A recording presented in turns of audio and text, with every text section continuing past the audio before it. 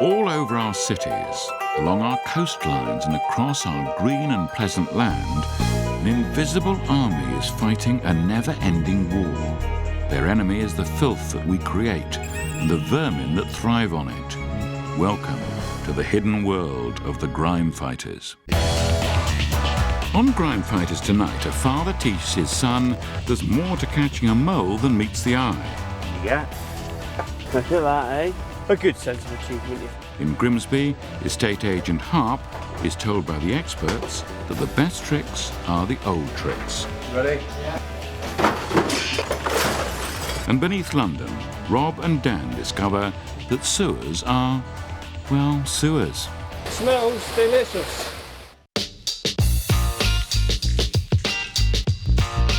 But first, in Grimsby, there's a house for rent, or there would be if it had been left in a proper condition. A local estate agent has been handed the problem. Meet Harp, Chatter.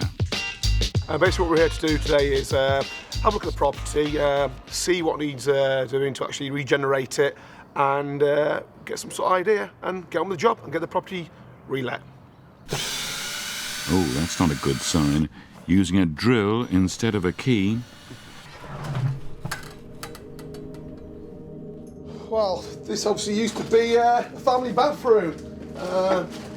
Now this is a dumping ground. You've got bin liners, various bottles of old alcohol, nappies. At some stage, I'm sure it's been used as a squat.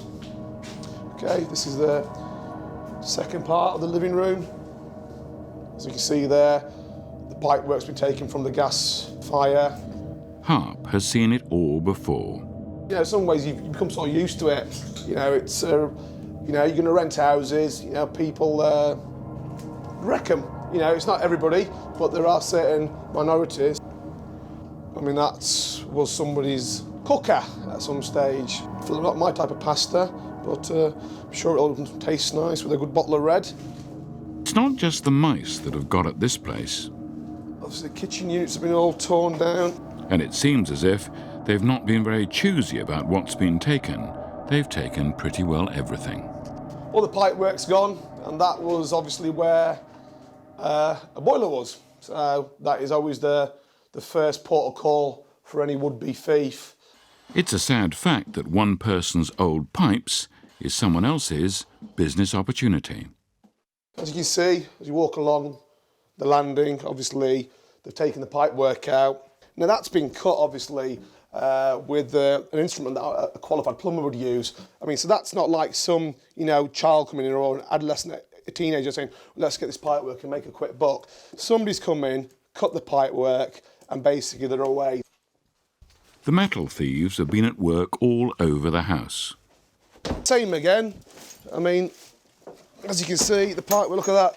So, nails stuck in the floor, but again, it's all been taken. Not a piece of copper left, actually, in the back bedroom. On the whole, just one big mess. Harp comes to a simple conclusion. Nothing that's been left has any value. We'll have a clearer idea once Daz and his boys get in and rip everything out, because then we have got the empty shell to actually, you know, have a look, ascertain what needs to be done, and then go from there. It's a special moment for a father when a son thinks about following in his footsteps. For our old friend Dave the Verminator, that time has come for him and his son Matthew. We're looking for the run where the mole travels. Dave is going to teach his son not to make a mountain out of a molehill. I've had a go before, but he's teaching me how to do it properly now. I enjoy it. It's good fun. All that burrowing by moles can cause serious problems. Right, see the runs going across there. Just one of them traps. Dave knows the enemy. And you always want to spring it. If the mole comes along and misses it, then you've got another visit. It's not the sort of thing you study at university.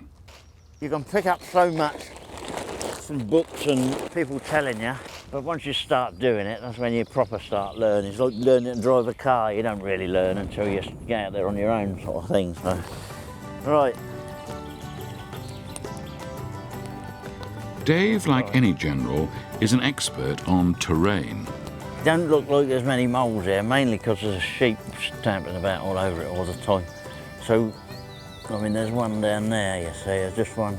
See the molehill? But what you want to look for is a fresh one. New molehills are not the same as old molehills.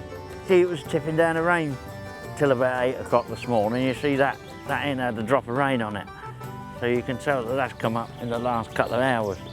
Have a route around in there and see if you can find a run in that one. Matthew finds it's not as easy as it looks. And it goes one way. And then, no, it can't only go one way. Well, it can, because it is. Dave lends a helping hand. All right, there you go. See, he's running that way and there.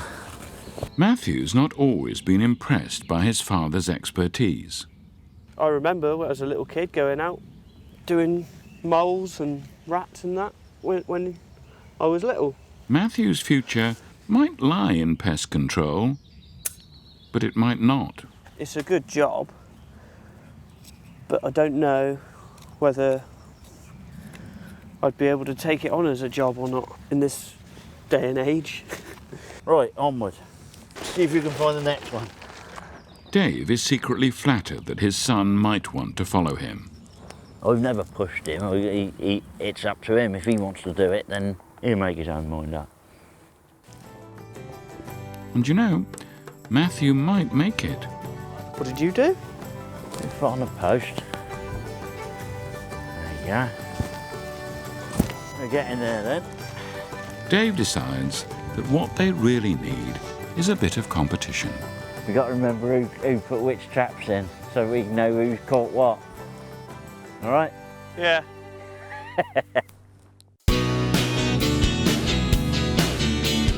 Back in Grimsby, estate agent Harp has called in the extreme cleaners, Darren, Steve and Sean.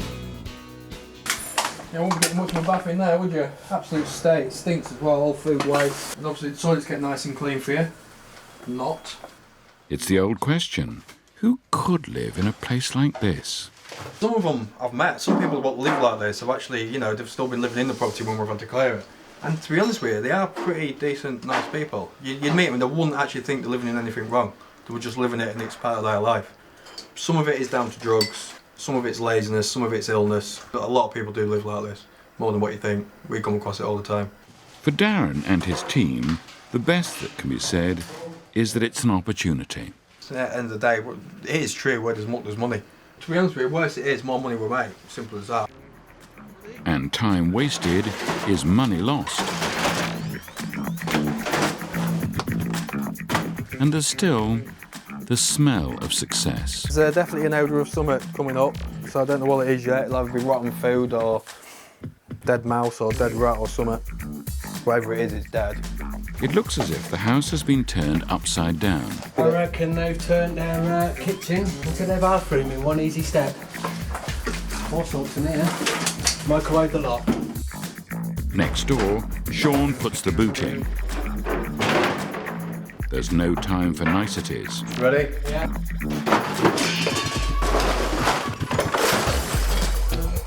I like it. Getting it all down in one foul swoop, that's nice. Even the pasta is past its sell-by date. Steve is very partial to a good sandwich, and he knows what he likes. Let's have a look what you got. I've got cornflakes with tomato ketchup. That is just disgusting. That's worse than the place we've just cleared out. In fact, I'd sooner eat something out the place we've just cleared out. How nice, it's a pucker. What's up with you?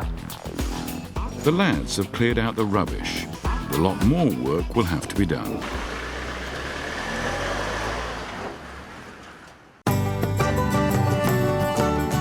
Back in the Cotswolds, pest controller Dave is giving the second lesson of the day to his son Matthew, getting on top of insects.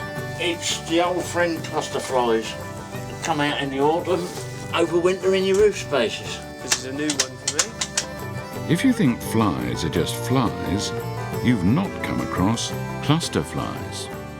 You can see once you start looking around, you see them? See, there's plenty all over the walls, all up under the purlins there. The main problem about cluster flies is that they cluster. There will be thousands of them up here. You're forever finding them in the window ledges and that sort of thing. So we'll give these a blast and clear them out for this year. It's a very concentrated insecticide, but you use very little of it, and then that spreads into all the voids, all the nooks and crannies, and then the first thing these will want to do is get out. We need doing again next year and the year after that and the year after that, but it's not too bad. Right, shall we do it? Yeah, let's do it. Right. Dave secures the loft hatch. But just to make sure that not too many flies come in, we'll pop a bit of this tissue paper. This has to be a team effort. When I say go, fire the machine up. Go. Okay, that'll do. Oh, there's one coming through. Yeah, there's a couple here that have come down from upstairs. Their death throes remind Matthew of some of his moves on the dance floor. Yeah, I like to break dance. On the odd occasion. Christmas parties and that. The chemical affects the nervous system. That's why you get this spinning about and erratic behaviour. It just overloads the nervous system and that's it, they go down. Father and son are bonding now, but it wasn't always so. I must have been about 6. And we went for a family walk through Burford, and he came across a wasp nest, and he had me on his shoulders, got me down, and he hit the wasp's nest and darted off. And left me there, and I got stung. It wasn't like that at all. It was in a willow tree, and I just poked it with my walking stick. I said, I reckon there's a wasp nest in there. I poked it with my stick, and it was, and a few came out, so I legged it. Well, he wasn't quick enough, so what can you do?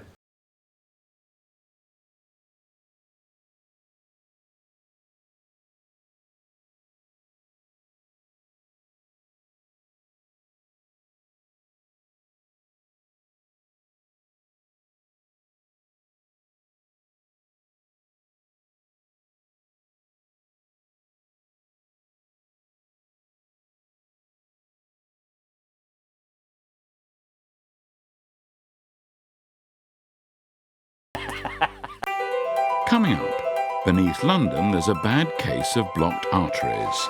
The sewers need a spruce up. The message is, don't put your fat down the sewer.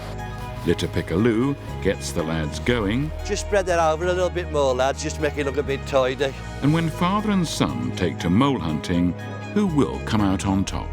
There's a lot of people that say, oh, poor little mole, but they'd soon bitch if it was digging up their lawn.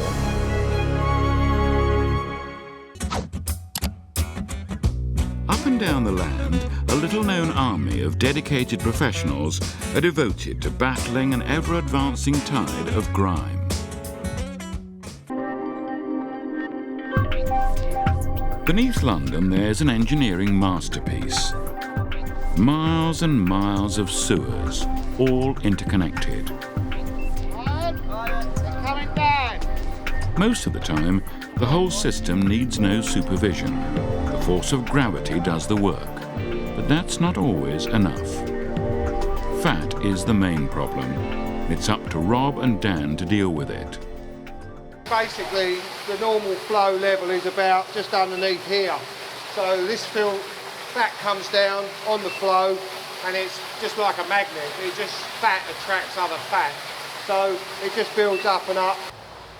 A fat build-up can quickly lead to serious consequences. It's going to be coming up in your premises, so you can have feces or other effluent coming up in your back garden. It'll be flowing down the streets. It'll just basically be a mess.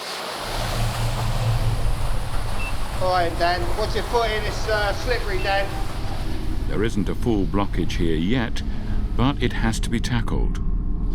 If only people could be more careful about the fat they throw away. It's not easy to get off. It's all right to get the shovel behind it, but it's quite hard. consistency, I suppose, nugget or nougat. The message is, bin it, don't block it, all right? Don't put your fat down the sewer. That's what it ends up like. This may look a simple job, but it can be dangerous.